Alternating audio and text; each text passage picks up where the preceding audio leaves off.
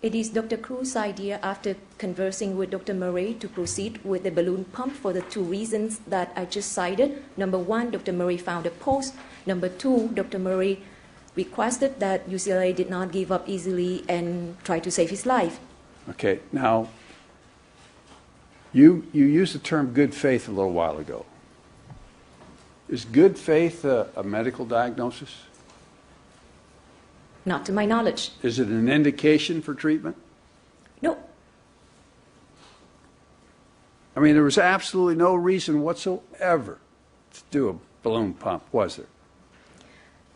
There is no indication if there's no pulse. If there's a suspicion that there can still be a pulse, then the indication still exists. And when you've got, what time did you do this balloon pump? I could not remember. Could you go back to the record and remind me?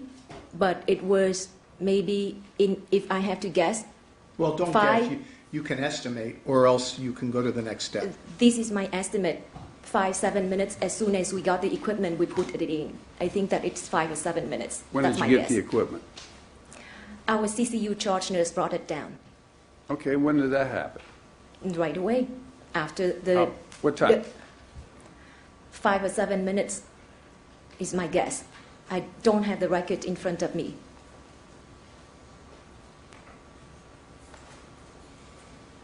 So what? The only time you really know about is 1:35.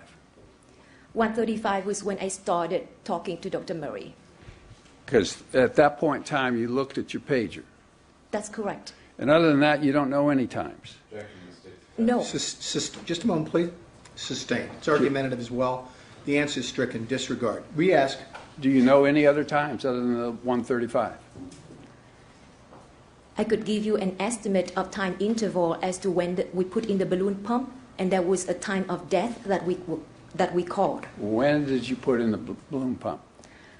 About 5 or 7 minutes after the agreement to put in the balloon pump was reached. What agreement? The agreement with Dr. Murray, Dr. Cruz, and I, that we're going to proceed with putting in the balloon pump in a desperate attempt, even though very much futile, to try to bring back Mr. Jackson to life. If this should fail, we would call it quit and call it time of death. Okay, now, did Dr. Murray participate in this agreement? The agreement was made with Dr. Murray, so Dr. Murray participated in the agreement, and he kept his word.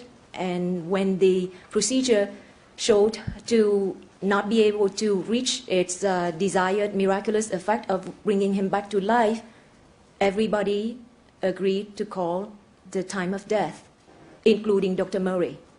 Okay, now, so prior to putting in the balloon pump, you went to Dr. Murray and asked him if he'd agree that there'd be no more procedures if you used the balloon pump and it didn't work? Yes. The agreement was made very clear, not only just to Dr. Murray, but to all the personnel present in the ER room at the time. Okay, and who posed this agreement? Could you repeat the question? Who put forth the terms of this agreement? The CCU team, and that means Dr. Cruz and I. And so basically what you said to Dr. Murray is, hey, look, we're going to try this procedure. It probably won't work. But if we do that, that's it. We're going to call it. If we do that and it fails, then we need to call it stop. Okay. Yeah. Now, what did Dr. Murray say in response to that? He agreed to it. Yes. When you say he agreed to it, what were his words? He said yes. The word is yes. Okay. So you told him what the conditions were, and he said yes. Yes. But the balloon pump wasn't his idea at all. No.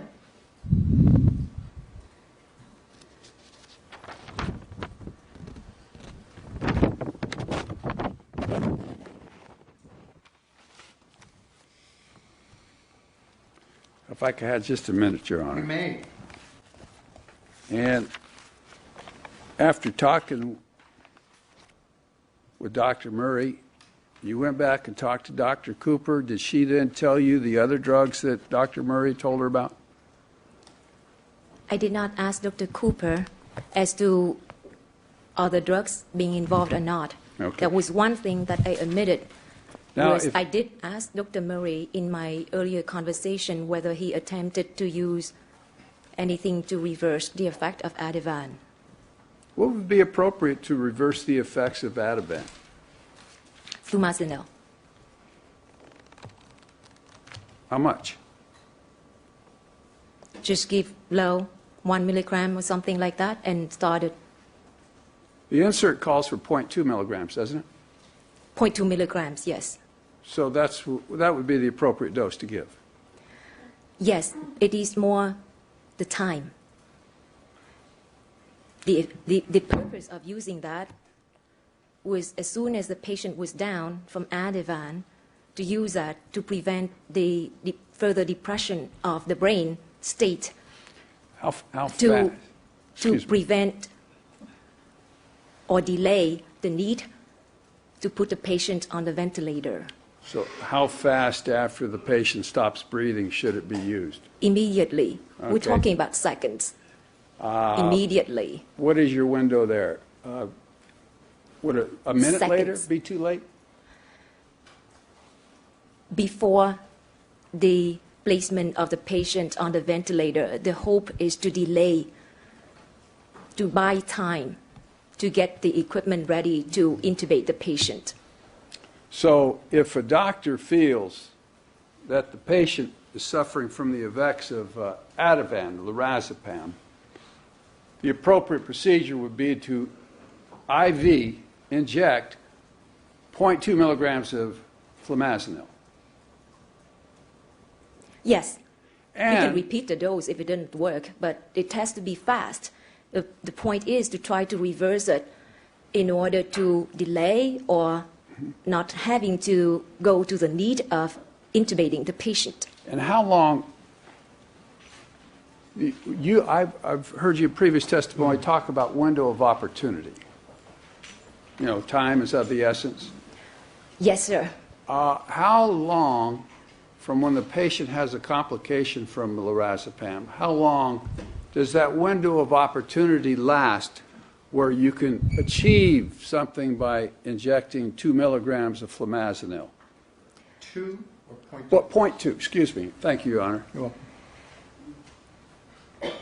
We're talking about seconds to minutes, and the reason why I said time is critical, time is the essence, is because it means a drastic difference between 100% chance of recovery with minimal neurological impairment, meaning we could totally reverse this, especially when the patient has never been diagnosed with any chronic illnesses of the lungs, the heart, or the liver, or the kidneys. It is totally reversible, 100% chance reversible. Get back to life at baseline with minimal impairments to 0% of recovery. But Ativan, as I said, did not typically do that. They do that sort of effect, causing severe respiratory collapse. It does not cause cardiovascular collapse. It can cause the patient not to stop breathing because it depressed the brain state so much that it could do that. So my question was, I asked you, how long is the window of opportunity where flumazenil Seconds. will be a good solution? As soon as we found the patient down and we know that the patient has Ativan on board, and that's when we use it. Use it right away.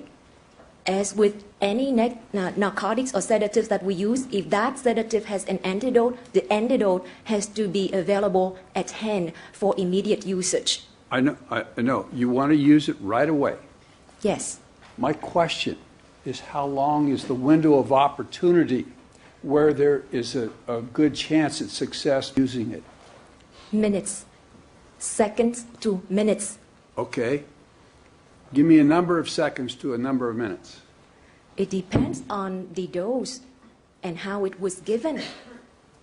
If you gave Ativan 20 milligram IV, as you mentioned earlier, that window of opportunity was very small for you, and 0.2 milligram of flumazenil is probably not going to cut it.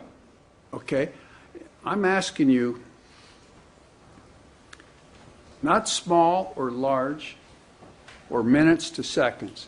I'm asking you precisely from a point in time. What is the range? What is the window of opportunity where it would be successful?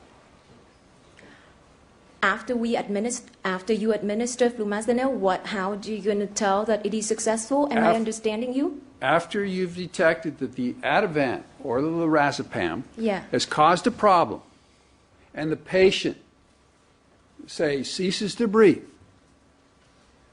how long is that window of opportunity where you could successfully use flumazenil? Minutes, sir.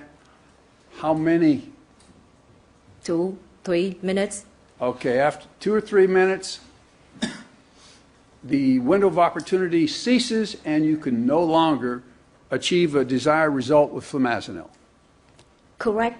Probably the next step or the concurrent step is to get anesthesia, to get ready to intubate the patient. Okay, but after 2 or 3 minutes, you're not going to, flumazenil is just not going to work. It's not that it's not going to work, but you are wasting time instead of preparing for the next step. Oh, so if you don't get the flumazenil in within 2 to 3 minutes, Yes, the next step is to intubate. because the patient is progressing to respiratory depression now and would need breathing support, being put on a ventilator, things like that, and that would require assistance from the anesthesia staff.